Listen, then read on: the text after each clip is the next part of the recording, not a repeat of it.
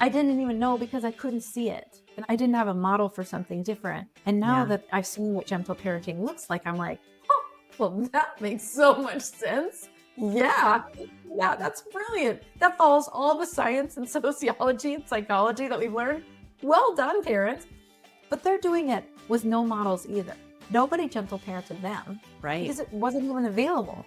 And so I think if grandparents understood, like, they're learning a new model because there's science behind it, because they've seen what really works for humans, and this is beneficial. It's worth learning. Welcome to the Birth Education Center podcast, hosted by myself, Care Messer, an entrepreneur, birth educator, and doula. My team and I want to help you discover your options in birth and postpartum, how to find your voice, and how to use that voice to navigate our maternal healthcare system. You and your baby are not just a number. This information includes doulas too. Now let's get started. I have Kimberly Beppler on the show today, and you guys, there's so much information that's going to come out of her mouth. I should just shut up right now and not even do an introduction. She has been in the postpartum space for over 25 years. My favorite statistic of hers is she's worked with over 750 sets of twins. Does that include triplets too, or just twins? 20 sets of triplets. That's crazy. Absolutely crazy. She's a lactation consultant. She's a postpartum doula. She's a new parent educator. She does everything. She owns a doula agency in Portland, Oregon. She's a mom. She's a grandmother. Like, she knows her stuff. And I've taken one of her trainings. It was phenomenal and really helped me double down on my teaching skills with my parents that I teach. And she's just fantastic. So welcome, Kimberly. I'm so excited you're here today. Thank you. That's such a big introduction. So yeah, I will pepper you with all the things. It's going to be fun. I wanted to focus this episode on grandparents because we have a set or two or three or four or five, depending on how many parents were married and divorced and whatever. And in my classes, when I'm trying to prepare families for postpartum, grandparent boundaries come up a lot. They want help, but they don't know what the rules of engagement are. And sometimes they feel, to me, very black and white of how they're going to run things. And there's just no in between.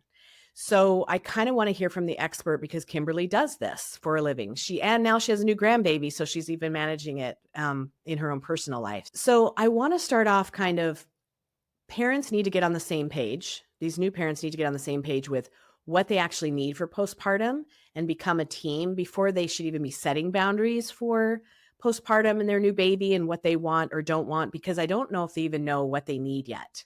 So can we start with what their plan should be looking like, what they need to be gathering resources for so they can get on the same page as new parents? So in terms of grandparents getting on the same page as new parents, or parents getting on the same page with each other? Yeah, let's get parents on the same page with each other before we bring in the grandparents. I think that's the best move.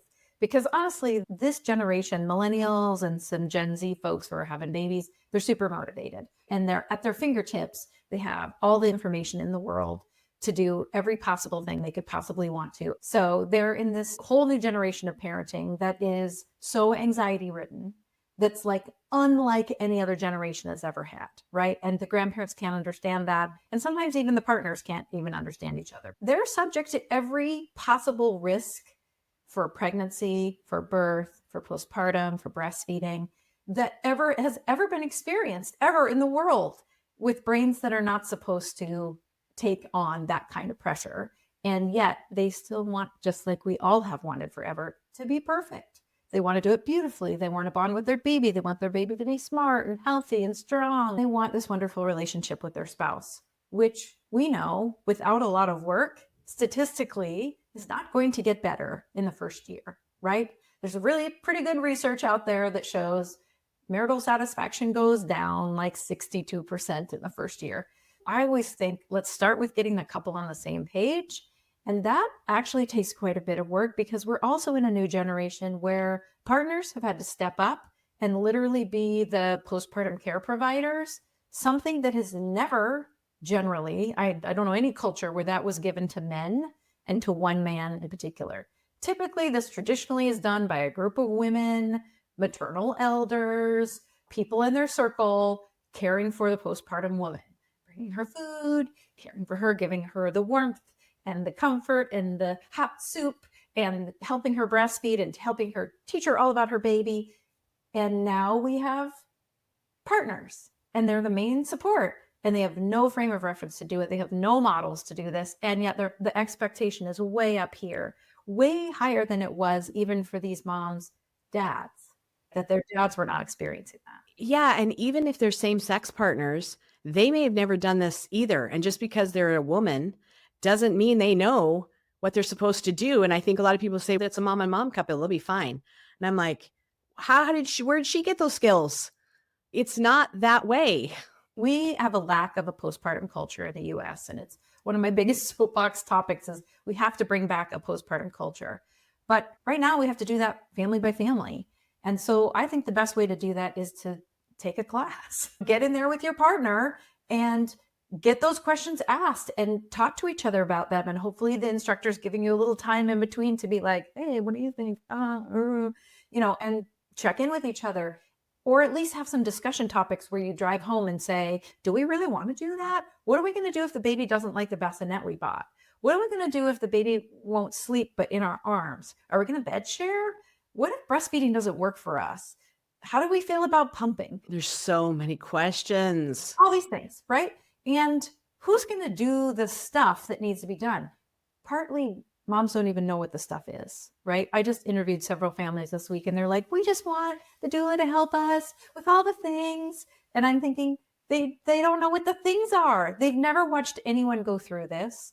And so they're hoping that what their friends tell them, doulas will be helpful, but they don't really know like that sometimes your body feels like you got run over by a truck. And who do you want when you're feeling vulnerable? You want someone who's gentle and kind and thoughtful and knows what to do so you don't have to Google everything. And so I think the biggest thing is just getting couples to know, hey, here's some potentials without scaring them, without saying, oh, you're going to be the one that feels like they're broken. Because some births are empowering and women feel amazing afterward, but not everybody. And I would even say not the majority, even when you have a really empowered birth and it goes somewhat the way you plan it, you still have all this recovery. And around the world, there's these recovery periods that we just don't honor. So we have to kind of see what the parents are up for and then make sure that the partner has those tools. And if not, let's get some other helpers in there like doulas or well-experienced people who can say, we're going to create your postpartum culture with good support. I think once they have a sense of this is what recovery looks like, this is what feeding looks like. You know, those first 2 weeks can be brutal with breastfeeding, getting milk, transitioning to hormones, just getting the baby to latch. Do they have a tongue tie? You know, what is going on? Why is there still pain, engorgement, all the things? Parents just don't know how to expect that, how to treat that. And so they're texting me like, what do we do? And this is what's happening. And if you don't have that, what I call a safety net, right, of care, then who are you reaching out to? I can tell you, they're Googling everything. They're Googling. I walked into a breastfeeding consult the other day and the mom's like, Kimberly, I've been reading blogs all day. I just can't find the answer to my question. And I thought, of course not, because a breastfeeding answer isn't in a blog that someone else wrote with their own experience. You need someone to customize this for you. And how can you do that yourself as a 4-day-old postpartum mom? It's impossible. So yeah, I'd say that's the biggest thing. One of the things that I encourage my families to do is go to a breastfeeding support group before you even have your baby. There might be one that's too crunchy for you or not crunchy enough for you. Find that out now, and then you've got a lactation consultant to call instead of reading 25 blogs when you're so overtired. Because everything in your postpartum is so tailored for you and your family because you're different humans with different expectations about what you want, and your goals are different, that you really do need to build your community out according to what you guys need. And to not know what should be on your plan besides, well, we need some freezer meals and maybe someone will do a meal train. Like there's so much more to it than that. And you're right. What if my baby hates the bassinet? What if my baby hates the snoo that I spent $1,000 on? What if there need to be backup plans for everything you don't even think you need backup plans for? But if you all don't have the communication, it's not going to matter. And I think that's how we keep the stats from not nosediving to 62% to 92% is if we start working on that communication while you're pregnant or even before you're pregnant. I'm happy with that. That'd be great. Yeah. That teammate aspect, I find it's honestly a high goal for my parents. A lot of them are very concerned about their relationship. They know from their friends what a baby will take from them in terms of their personal time and their interests. They've seen their friends kind of disappear from their social circle, and they don't want that. They're like, how do I balance my needs and the baby's needs? And they don't necessarily have a realistic picture yet because they haven't had a baby yet, but they are aware of it. They know that their mental health could decline. They know that they're probably not very good with sleep deprivation, and that's the likelihood. Unless you get really good help, you're going to be a little sleep deprived for a couple of months. That's sort of newborn life. And then we often just want to talk about in class is just, what are your strengths? What can you lean on? What can you work together? And just to help create a little bit of, no, we're in the same boat together. Like, we're teammates. And how can we keep our relationship strong for each other when we're both vulnerable and tired? And, 3 a.m. fights, which are the worst fights, right? The stupidest fights. Because they just go around in circles and then we bring them up the next day at 3 a.m. And we're like, why did you say that? It hurt me so bad. You're like, it was 3 a.m. It's not a good time to be a human awake. Ever. So, yeah. No, even bars close at 3. That's what I tell people. Even bars, they shut down because it's not a good time to be awake as a human. And I feel like after teaching for 15 years, even the expectations of what parents think they need in postpartum is drastically different. And I think because we've lost a lot of family care that we used to have, even 15 years ago, probably way more 30 years ago. But now I've got all these bi-coastal families. They've moved to California for work and all their families are on the East Coast. So they really have nobody except for the few friends that they've met out here. What have you found are the differences in what they need for education and support over the different spans from when you started till now? Oh, yeah. I would say even less care, like you said, family care it's a trend not to have your family come. It's a trend to say, we're going to have 2 weeks where we're just bonding and connecting with the baby, coming up with our own routine. And I know I say that, and I don't mean to mock because it's such a lovely desire. Like, the ideal of that sounds so delightful, and rightly so, that these two people have probably built their life together without all that support, right? So they've seen some things, right? They've purchased a home. They've probably done some projects. Maybe they're athletes together, right? They've accomplished things as a team, and they're like, we can do this. But it's just so far off their radar for what they're going to encounter. And what they think is, we don't want all their opinions, or we don't want conflict, or we don't want somebody being pushy or judgmental. We want people who are gentle. And I find what they're saying is, we don't want visitors for those first 2 weeks, but they don't realize they need helpers. They need people who know what they're doing, who know how to help them, who don't have to say, well, what do you need? And leave all that emotional and mental labor to the postpartum people who really don't know what they need anyway, especially the first time. They need people who know what to do and who just kick into action and help, because those people are really valuable. And they don't feel like visitors. They feel like, oh my goodness, like, my mom came and she did the laundry and the cooking and the errand running. And like, she never even asked to hold the baby. She just took care of me because I'm her baby. Like, that's a beautiful thing too. Oh, that makes such a difference. The doers are the ones you want, because you really do not have capacity. You're so in decision-making fatigue that you need a self-starter. And that's who you want sitting on your couch, not somebody with their feet up sitting on your couch. Asking, when's dinner? And when are we going to go out and show the baby the world? And can I hold the baby? We should totally go for a walk. Yeah, let's do that. Yeah, that is, I think, the biggest hang up is that parents really they have sort of this ideal that they're trying to create. And it's a beautiful ideal. It's just like what you and I both experience. It's a disappointing ideal because you set these standards and then people don't rise to them. And then we have generations of broken postpartum that are kind of like postpartum abandonment. Nobody helps them. I mean, the social media thing now is, where's my village? Where's my circle? Was it supposed to come out of the woodwork when I had a baby? Where did it appear? And it doesn't. It literally is built prenatally and prenatally, preconception, in relationship and investing and educating people who can jump in and be those folks. As a doula, I've known what to do. I've seen what families want. And what's a different transaction than being a family member, right? If I'm not doing what people want, I'm not going to get hired. We're not going to continue to have a thriving business. Whereas if I'm not such a good grandma, like, well, okay, lost that one. We just want to ask her over. Yeah, right. I'll just lose out on a lot of time with my grandchild. But I've watched enough, and I teach this in my grandparent class. I'm like, I know what parents need because they tell us what they need. They're not afraid to say, what I really need is for you to empty the dishwasher and quietly go make me something to eat. And don't judge me for what's in my fridge. Yeah. And don't tell me how I should be eating or lecture me about nutrition. Just make me the food and serve me the food and tell me I'm wonderful and tell me I'm a good parent. Because I think a lot of what new parents need, especially millennials, I see is they just want to be told they're doing a good job. They just want to be told you're a good mom. This baby is in good hands. Like, you're a fantastic dad. You're the best parent I ever could have imagined you to be. Look at what you are for your baby. And they need to hear that from the people who love them and raise them, right? I think that's what they need from grandparents more than anything is approval. Yep, and acceptance. Encouragement and praise. And I know that sounds, they need praise.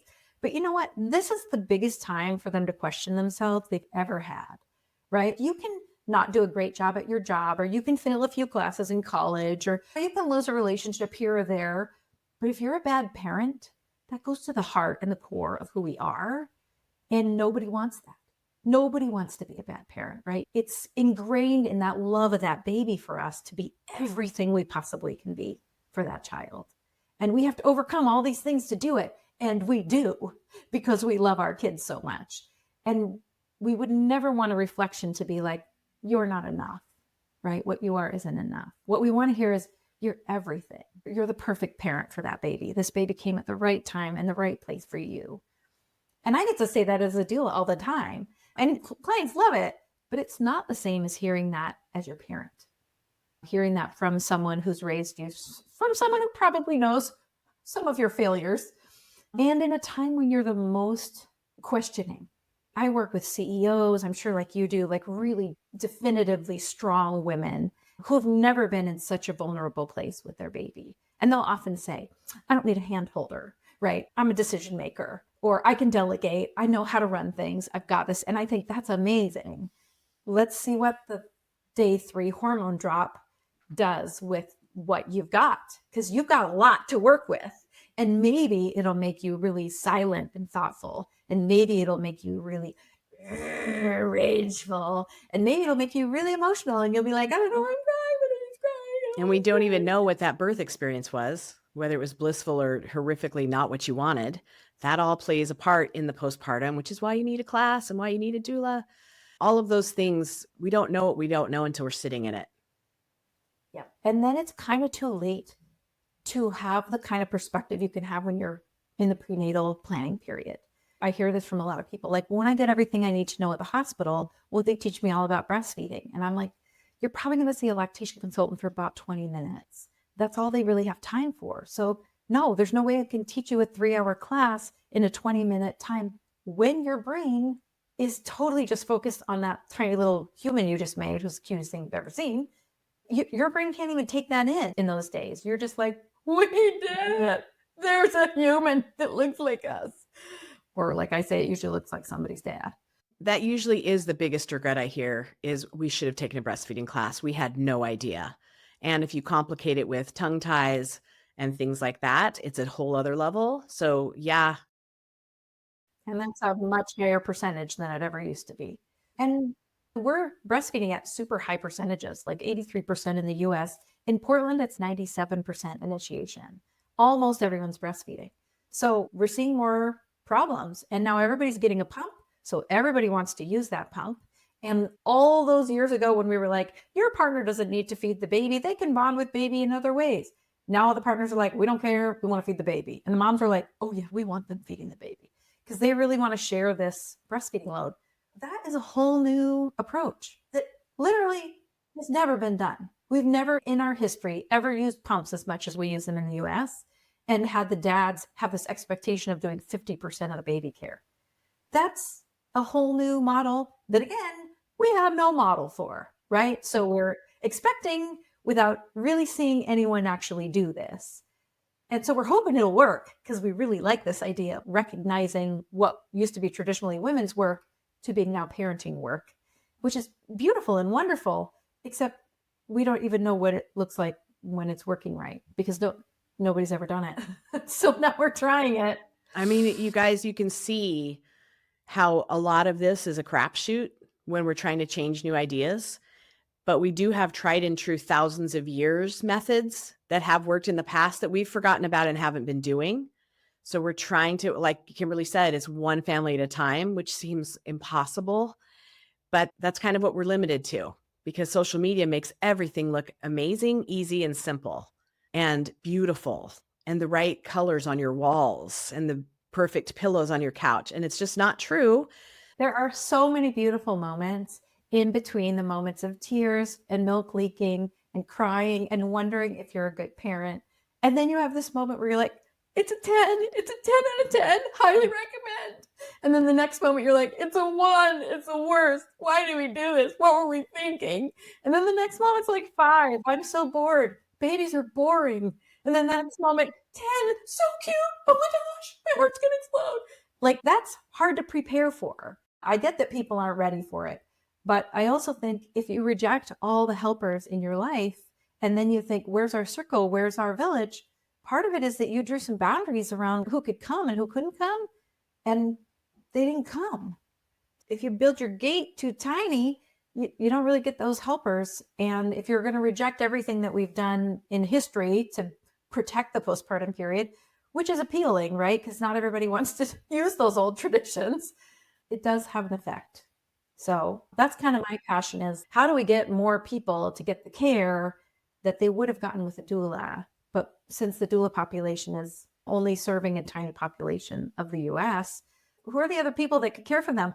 Well, it's families. And for the most part, it's grandparents, right? Because they're the only ones who can really afford to put the time in and who love that parent enough to nurture them. Most of us have moved away from our parents. I mean, I did it too. Most of the Portland families are transplants like yours are in San Diego. They're not close to their families. They don't live on the farm and just got a house built on the North 40. They're in another city. So those grandparents have to fly in, and then where do they stay? And if they stay there, then you're hosting them. Well, and I want to talk about that because grandparents have their own, you're pregnant. When they got that news, their brain immediately went to their role, how they're going to take care of this baby, how they're going to support you, whatever. And it is sometimes dynamically different, a lot of times, than yours. It's not to say it's bad.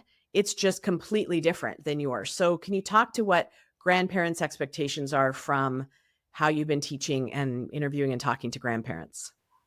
What I'm seeing a lot is they're just so darn excited, largely because they've waited a long time. People are having babies later. And so they've waited a really long time to welcome grandbabies. And they have all these things they want to do. They want to buy, they want to set them up financially, they want to hold them, they want to spoil them. They often want a closer relationship with the family than they've had even with their adult children. Like they expect to see those kids more because they're babies and they think they will need them. But the parents are like, no, we don't need you. We're going to keep up kind of, because generally adults do what they want to do, right? So if they're seeing their parents a lot, the grandparents, they're choosing to do that. If they're not seeing them a lot, they're choosing to do that. And there's a reason. And it's hard as a grandparent that you think, oh, now we're going to be closer. Now we're going to have this life where we really support them. And realistically, they're looking to other sources to support them. And they don't necessarily want the type of help that grandparents want to give. And grandparents don't always do the emotional work to speak to them in a way that parents can hear. It's easy to get stuck in those old rhythms, like I'm the parent, you're the kid. And millennials just, they don't like that. They don't want to be spoken to that way. They're bright, intelligent folks who are problem solvers and used to managing things on their own, and they don't want to be treated like that. They want to be recognized for being parents. They're the ones in charge. And I think the biggest thing with grandparents is they don't realize that their grown kids are the gatekeepers to that relationship with their grandbaby. And if you don't pass through the gatekeepers, you don't get time with your grandbaby. Oh, it's so hard for them. I hate it, but it's true. And it wasn't the way it was when we were raising kids, right? Just a generation ago, us Gen Xers, like we did a lot of what our parents wanted because that's the structure of showing respect to parents. And they loved you and they gave you so much. And of course, we're going to reflect that back and have a relationship. Plus, we didn't have the internet. Care, you remember raising babies? No internet. So you actually had to ask people what to do and go to the library and read books about things and ask others. And now there's this resource that literally knows everything that we know available to them on their phone at any moment. So they don't need to go to their elders as much as get that information. It's just they get overwhelmed with where to look, what should I listen to? And ooh, my heart says this, but everybody else tells me this. And, that's the tear of parenting now. So a lot of times it's just educating those grandparents to like, these are the new rules. Do you know the rules? Because if you want to see your grandbaby, you got to follow the new rules. And the tricky part, because most millennials, maybe not most, hopefully, have been through a lot of therapy. So their boundaries are very clear. And I know my mom's generation heard boundaries as a big FU instead of understanding that it's actually taking care and making a safer space for everybody to survive in so that they can thrive instead of survive, perhaps. And how do millennials and Gen Zers, my favorites because they hate systems, how do we get our information and how we're on the same page with our partners connected in a softer way to our grandparents instead of a very black and white, you're not welcome? Because I think that's where this big disconnect starts. And there's so much conflict before the baby even gets here. And what we really want is a safe space for the baby so they know their grandparents. Everyone gets along. We all get the support we need. But there's that bridge of communication of, oh, mom, you're always like this. Instead of how can we, and sometimes we can't. I get that because I've had a mom that's not in my life. I get that. What do you see are the best? What are the things that have worked and what are the things that have not worked when we're starting to communicate with our parents about boundaries? I've definitely seen a few things work and a lot of things not work.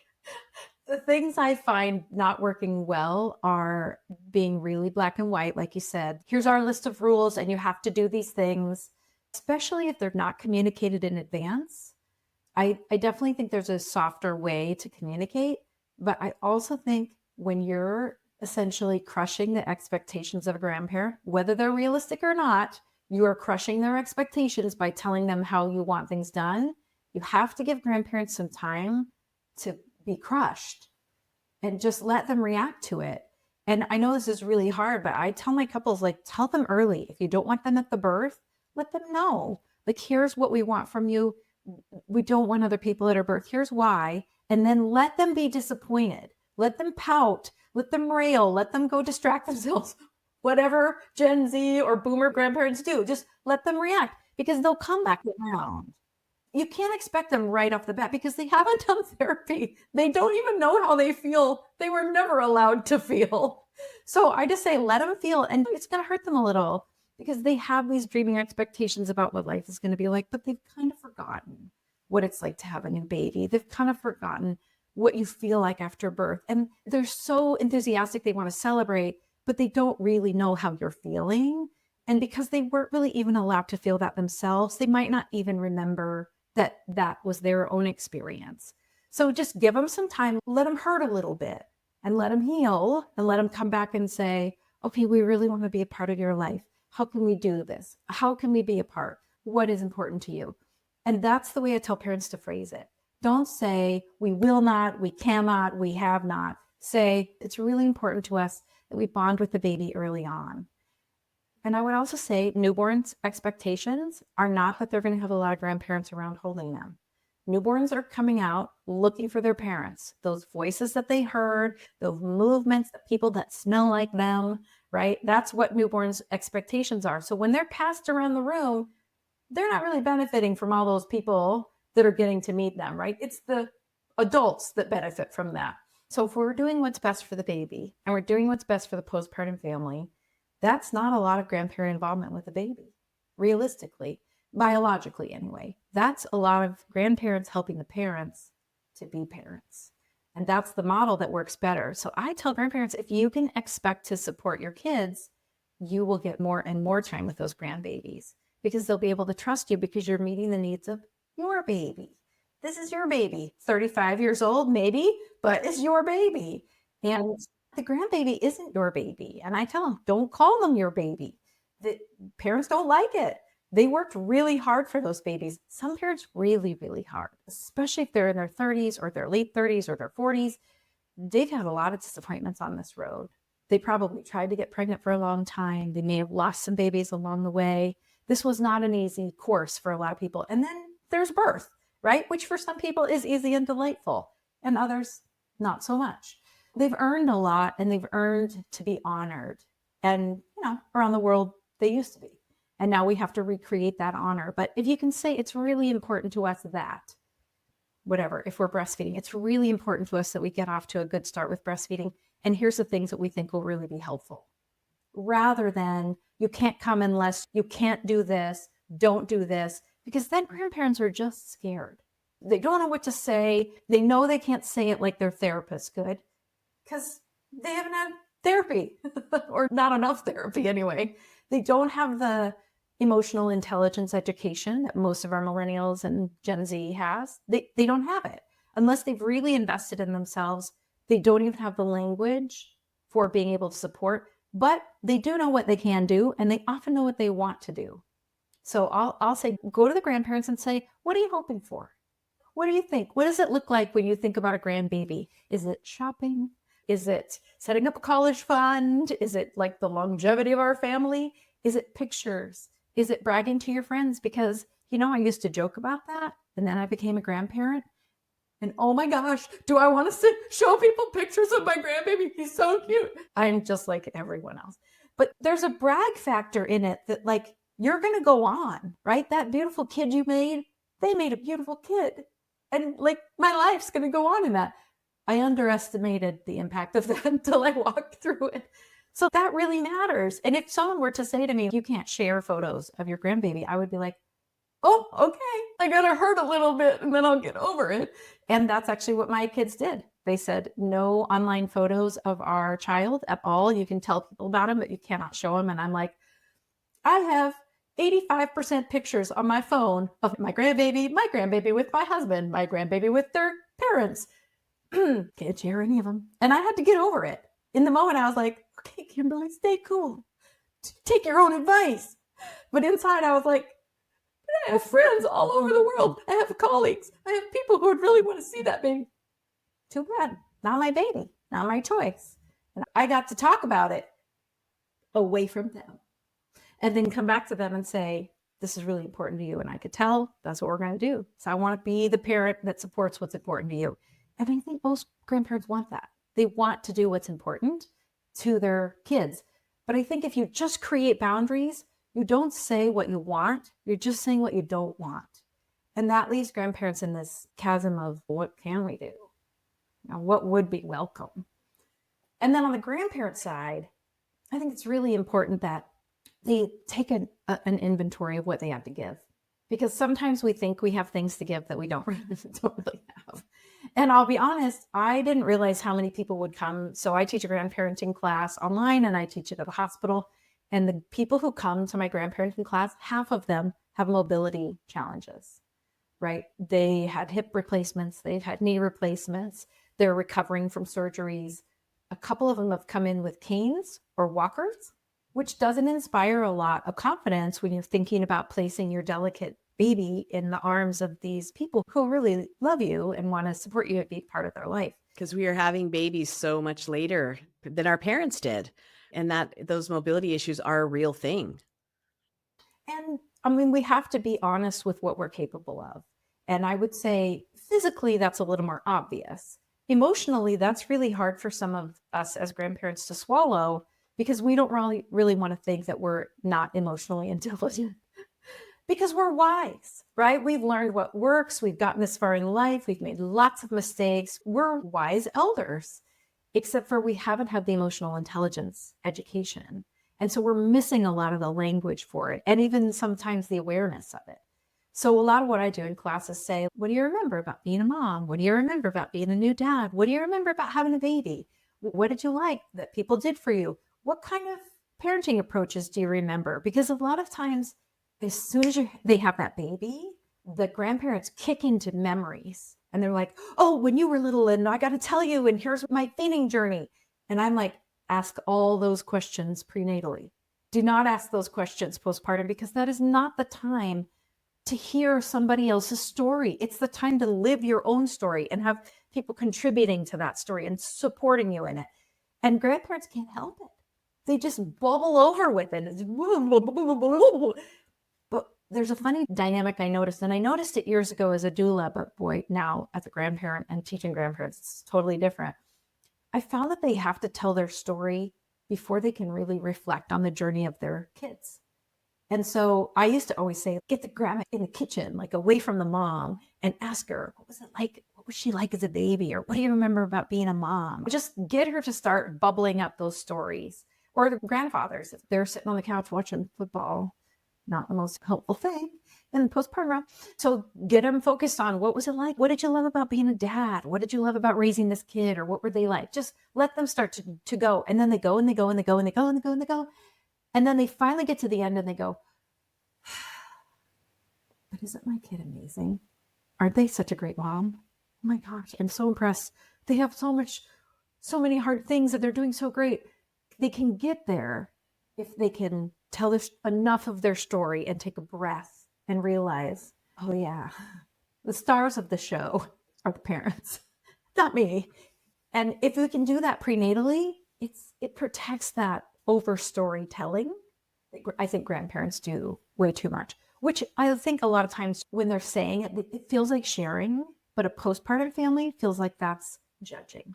It feels like that's pushing. It feels like that's, oh, you expect me to do that now?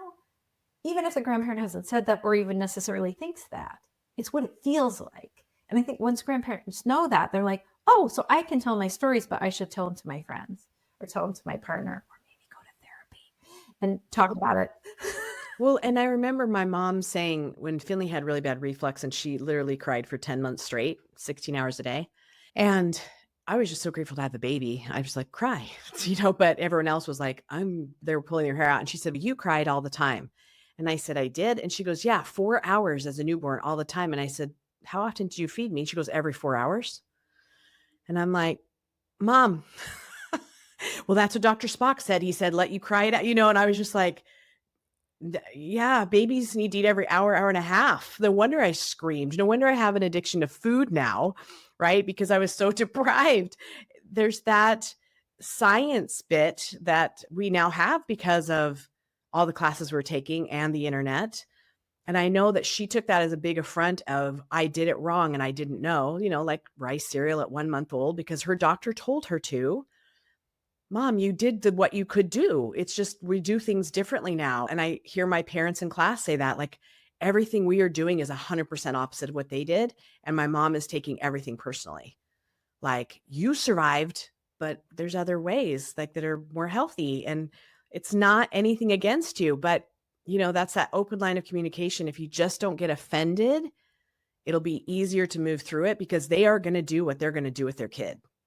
They know a lot about science and they're bringing it into their house. So it is a hard conversation to have. Let's not get offended. Let's just see how we can support. It's really hard. I would say on both sides, it's hard not to get offended though. As postpartum parents, everything is so delicate. And I just think like they need a soft, cushiony landing. They need a soft place to go and be treated gently. My family's always kidded about my first week postpartum voice. Hey, Mama, how are you doing? They're like, that doesn't sound like you at all. You're never like that. Would you speak to me like that? And I think I have that voice because it really works with people who are feeling delicate. And no, I'm not like that all the time. When I'm teaching, I'm not like that. But with a postpartum family, like slow and sweet, baby, that's how it works. Because they're tuned into that little tiny human and they just slow down and they need lots of love and juicy sweetness. But grandparents don't know that. And they could turn that on. They know how to do that. Like if their kiddo was sick, they know how to move into caregiving action. They've done that. You just have to give them a picture of what it is so they can kick in. And then you have to get some buy-in on both sides, right? The parents have to know this is kind of what we need and be willing to let the grandparents provide it. And the grandparents have to know you can only go so far. And then this is for the couple to decide, because you're not the parents anymore. This isn't your time. You had your turn. And I don't know if grandparents feel this, but I feel it. There's so many better things now. Like I think about the way that I parented, and I have some major regrets. Thinking I was doing so well, and now we know so much more. I could have done so much better if I knew then what I knew, Same what I know here. now. Yep. But I can't. And I did do the very best I could in that moment. I just didn't really know.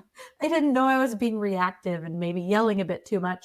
I didn't even know because I couldn't see it. And I didn't have a model for something different. And now Yeah. that I've seen what gentle parenting looks like, I'm like, oh, well, that makes so much sense. Yeah. Yeah, that's brilliant. That follows all the science and sociology and psychology that we've learned. Well done, parents. But they're doing it with no models either. Nobody gentle parented them Right. because it wasn't even available.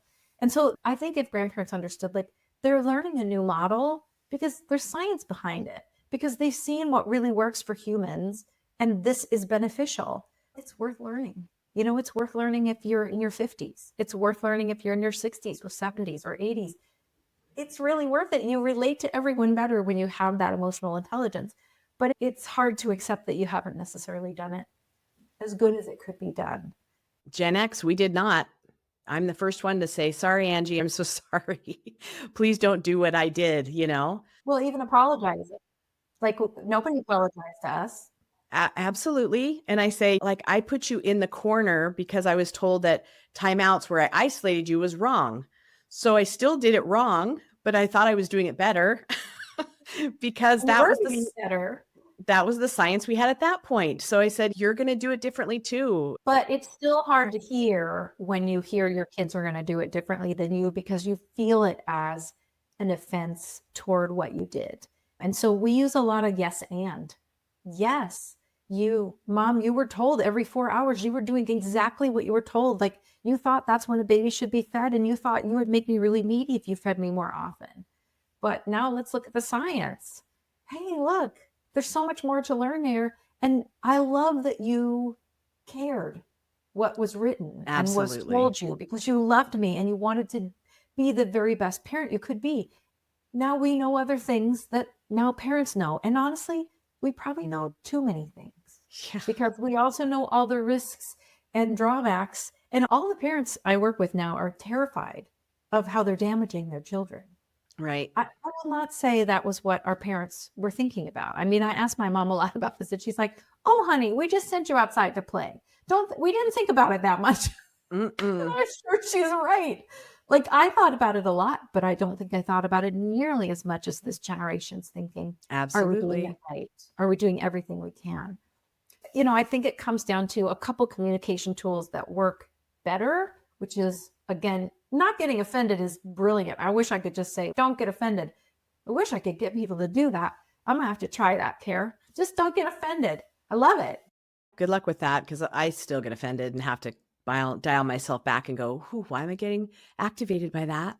It's not an affront. It is just a different point of view. Yeah, slow it down. The yes and is really helpful. Mm-hmm. Yes.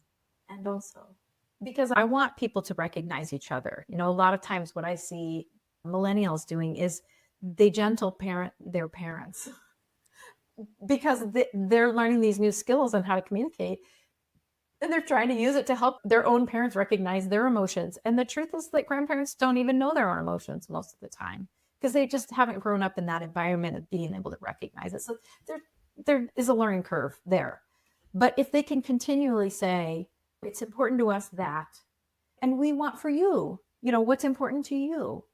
And usually there's enough overlap there to create some harmony. For me, that's the key, is where can we create harmony where there was conflict, where there is disappointment, right? Where they're really mostly just being let down. Because that's what I've heard for years as a doula is, I thought my parents were going to be so helpful. but they really weren't. Or they were helpful, but it's kind of like a small net gain because of all what we lost. Just didn't feel like enough help, right? And what's a little unrealistic to think that grandparents are going to be everything you need them to be, and that the baggage won't come up and those trigger points won't be hit, because they will. But I think if you can give grandparents an expectation of what the hormones look like, it really helps them to step back. And I'll be honest, I teach this all the time, but when it happens to me, if I'm with a postpartum family that I know, right, not a client, but like someone I know, whether it's my daughter-in-law or a friend, if they're rough on me, like day 3, day 4, day 5, I don't like it. I'm like, okay, I'll be back later. Because I think I don't want you to not be nice to me. It's hard to keep loving you when it's not professional, when you're kind of in that rough stage. And it was eye-opening for me recently, helping a few people that I love and seeing like, ooh, these things I give people to do are easier for me to do as a doula, right? If somebody's rough on me, I can say, it's day 4. This is what we expect. But when someone I love is rough on me, I'm like, ouch. It's so true. It's so true. Because family always hurts worse because we have filters around it. And if we can just stay professional and be like, day 4, whew, yep, the tears are bringing in the milk. I get you, girl. But that stung because I know you differently when it's family. Yeah, that's it. And that's been a really interesting dynamic for me because I've been teaching from a doula perspective. And now as a grandparent, I'm like, I know how much this hurts. I know it. And I have compassion for you. And yet it is what it is. Let's know to expect it. And let's brush ourselves off a little bit and be like, okay, that was rough. I can still continue to be supportive and loving, even if it means you have to maybe step away and go do some self-care for a little while. Get yourself back in your happy place before you come back to a potentially grumbly, really vulnerable feeling mom. I know that I've had some parents tell me they're upset that I have a doula. They're upset that I have a postpartum doula because they feel shut out. I get that. Professional is so different than family because they see this labor and birth all the time. They see postpartum all the time. They just have a different set of skills than we had 35 years ago when we had kids. It's just different. But I believe there's a way, and I'm sure you've seen this, so I want to how do we do this? Where grandparents and the new parents can come together and build that community of support out without being offended or feeling misplaced or not wanted, but who are their friends that are still going to be bringing in meals? How are we going to get the house clean? How can we build that out together so that, yes, they feel included, but at the same time, we give the best support to the family because that's what's most important. Whether we have to hire it out or we do it ourselves, how do we make this trio or more feel safe and protected because it's about the baby at that point, not about our egos? So what have you seen work the best? I have a theory for this. It's called a menu. When postpartum people are presented with a menu, they can choose from that menu what they want, and they cannot choose the other things. It doesn't mean they're rejecting the dishes they don't choose. It just means there's certain things that appeal more to them. So I have grandparents make a menu. What are the things you can do? One of my grandparents in the last class, she's in a walker. She lives at a retirement home. She can't drive herself. She's like, how am I supposed to help you? Talk about doing chores and taking care of pets and running errands. She's like, I can't do any of those. And I said, what do you do when you're with your kids? She's like, laugh. We laugh. I'm like, okay, you can bring the value of making all kinds of funny jokes because there's a lot to laugh about when your body's all weird, right? And you can do the emotional support because they want to spend time with you. So make a menu out of what you can do. If it's not the mobile stuff, then don't include the mobile stuff. And guess what? We can hire that out, right? If it's not necessarily the emotional intelligence stuff, because sometimes we have grandpas who will happily go to Home Depot and fix anything in our house that we want fixed, but they don't want to sit on the couch while we breastfeed. They've never seen our nipples before, and they don't really want to look at them while we're figuring them out. I don't think we want them to see our nipples either.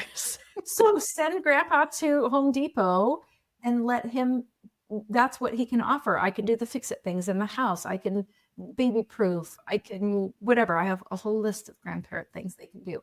But I have grandparents say, here's what you can do. It doesn't have to be everything you just want to do, but what would you be willing to do? And what is in your skill set, right? I always tell a story about my mom. Like, my mom does dishes and laundry. She is a homemaker. That's what she's always done. She's amazing at it. If you try to get her away from that, she just would be like, but the kitchen. And okay, I'll then put the laundry in, but I'm just going to get to that as soon as that dryer buzzes. Like, that's what she does. And you can't pull her away from it. She's a magnet and amazing. Who doesn't want dishes and food and laundry? I love it. But sometimes I wanted something else and you can't get her away. So her menu would be those things. And mine as well. When I became a grandma, I made a menu of things I could do, and the kids did not choose all the things I wanted to give them. I learned how to do postpartum massage. My daughter-in-law didn't like it. She didn't want it done. I was like, okay. I thought I would be in her kitchen cooking. She was more like, cook at your own house and bring stuff over. Okay, got it. I'm loving the boundaries and the expectations. That's fantastic. It came from being able to communicate what I was willing to do and being okay with being rejected on things that didn't fit. And there's some bumps in the road, but I know what people need and I know what I'm good at. And as a doula, I have a pretty big skill set. So a lot of what they needed was breastfeeding help, and lo and behold, sleep support. Shocker, right? We had a little baby who didn't like his bassinet. Nope, he wanted to be held all the time. And so I can't do an overnight shift like I can when I'm getting paid as a doula. Like, that's a lot of commitment, but I could do the 4 a.m. shift. So for 6 weeks, I was there either at 3 or at 4 a.m., which totally fits right now with my perimenopause and when I wake up anyways. So that was a win. I would drive to their house. It was 2 minutes away. And I would take the baby in between breastfeeding shifts, and they could sleep in the same space, snuggle together like they used to. And they really built their mental health on those extra hours of sleep.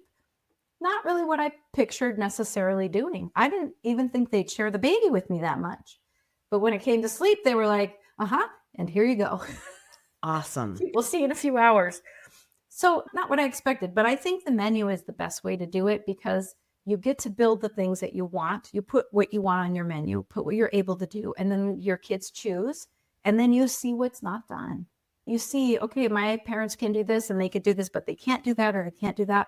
All right, let's hire. Nobody wants to clean the house. Guess what? There are amazing housekeepers that will shine and scrub and sanitize everything to make this space clean for your baby, right? There are amazing meal services if you don't have a meal train or don't have a grandparent that cooks, right? There are lots of errand runners and Instacart and Amazon that we can buy all kinds of things. We can fill gaps, right?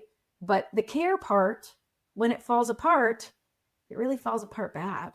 So let's build the infrastructure of, I always say, put the free people in first and then fill it with the paid people. Find the gap fillers. Free people first and the people that love you first, as long as they know what's important to you, right? Not just free at any cost. Because for a lot of my families, they're like, that's not the right cost for me. I'd rather not have it than have it with the triggers and have it with the judgment.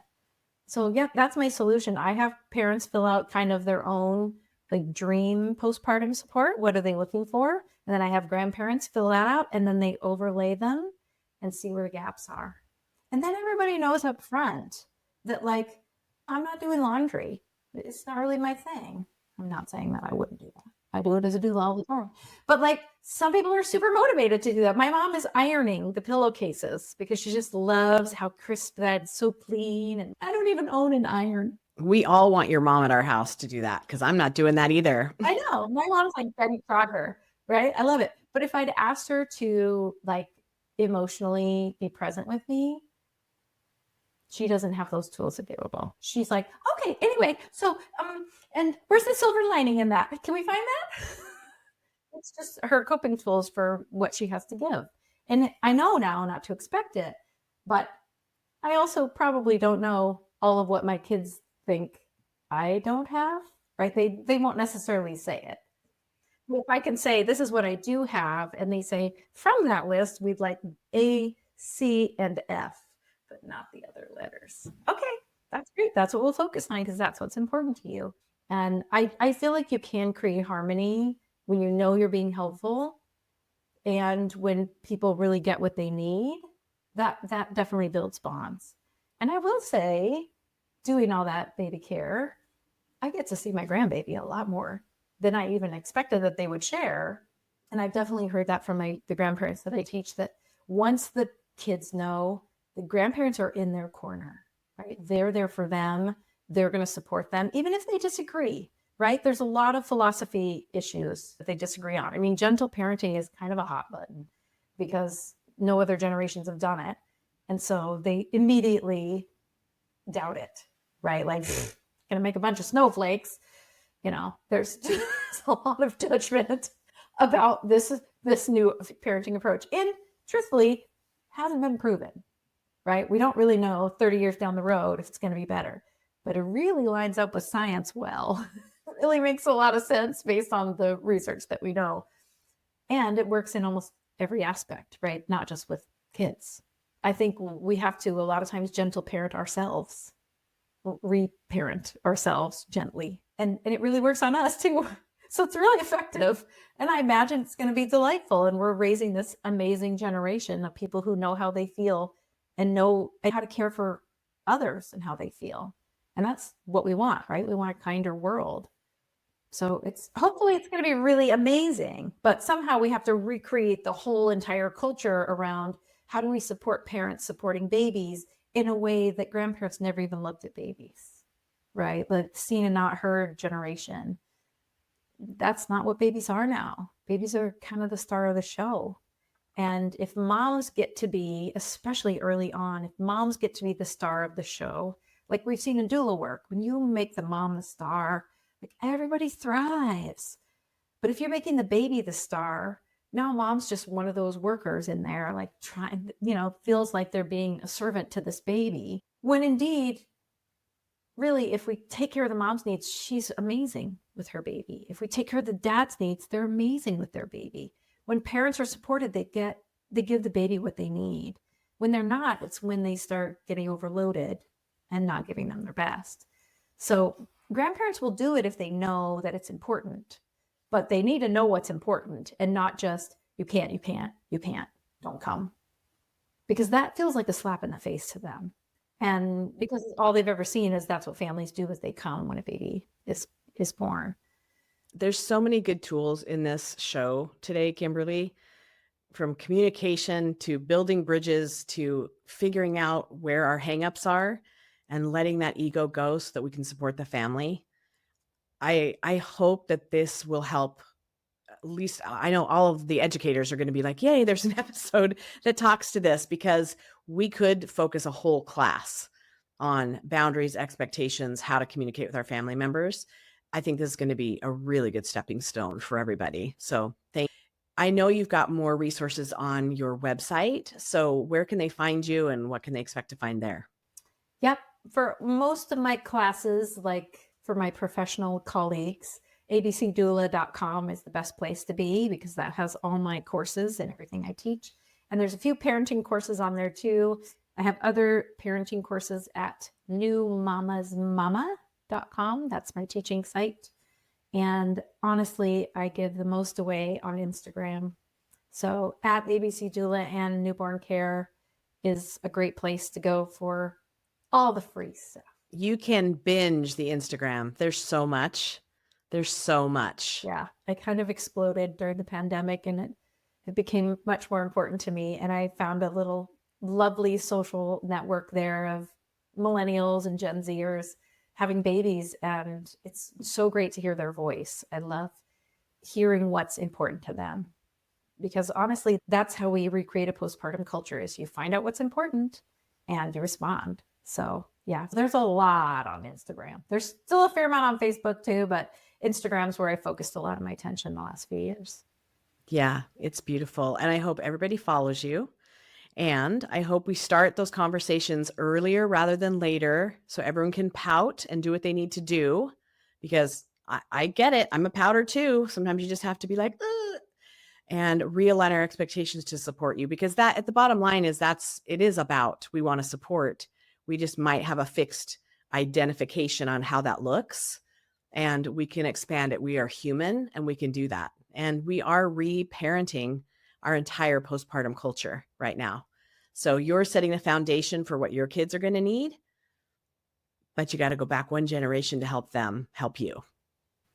So good. So good. Thank you for being here today, Kimberly. Yeah, you bet. It was great to be with you. So good. All right. Well, we will see you all next week. Thanks for joining us today. And remember, it's your body, your choice, and finding your voice is your power. Be sure to subscribe to our YouTube channel, follow us in all the places, and go to birtheducationcenter.com for our blog and more online education classes. And we'll see you next week.